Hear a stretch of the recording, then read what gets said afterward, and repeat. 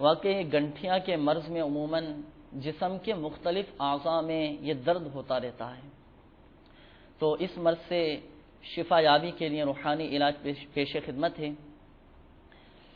آپ کو چاہیے کہ تا حصول شفا درد کے مقام پر سیدھا ہاتھ رکھ کر اول و آخر ایک بار درود پاک اور سورۃ الفاتحہ یعنی الحمدللہ رب العالمین یہ سورہ فاتحہ مکمل ایک بار اور 7 مرتبہ یہ دعا پڑھ لیجئے۔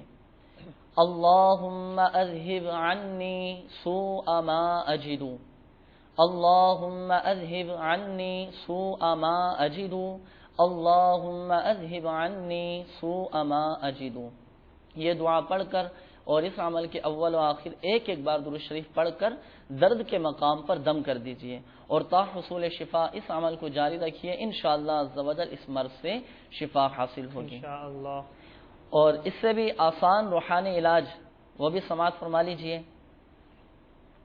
یا غنیو یا غنیو یا غنیو، ریڑھ کی ہڈی، گھٹنوں کا درد اور جسم میں کسی بھی مقام پر درد ہو تو یا غنیو پڑھ کر صرف ایک مرتبہ پڑھ کر اپنے سیدھے ہاتھ پر دم کر کے درد کی جگہ پر مل لیجئے، انشاءاللہ عز و جل اس جگہ میں درد سے افاقہ حاصل ہوگا انشاءاللہ عز و جل۔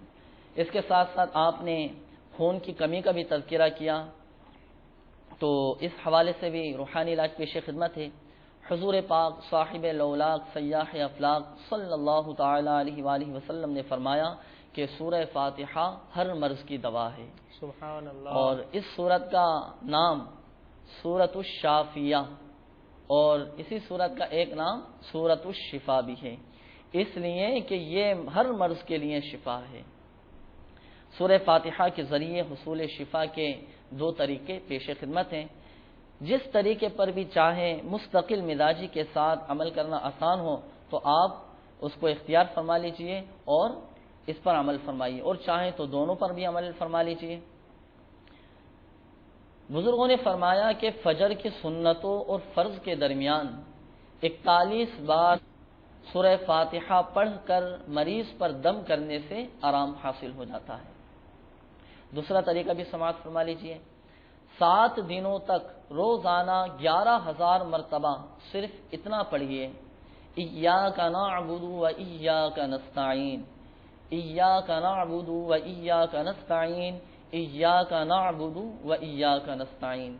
یہ سورہ فاتحہ جو سورت ہے اس کا یہ جز پڑھنا ہے 11,000 مرتبہ، اور یہ پڑھنے سے پہلے اور آخر میں 3 بار درود شریف بھی پڑھ لیجئے، تو انشاءاللہ عز و جل بیماریوں اور بلاؤں سے نجات حاصل ہوگی، اور یہ عمل بیماریوں اور بلاؤں کو دور کرنے کے لیے نہایت ہی مجرب عمل ہے۔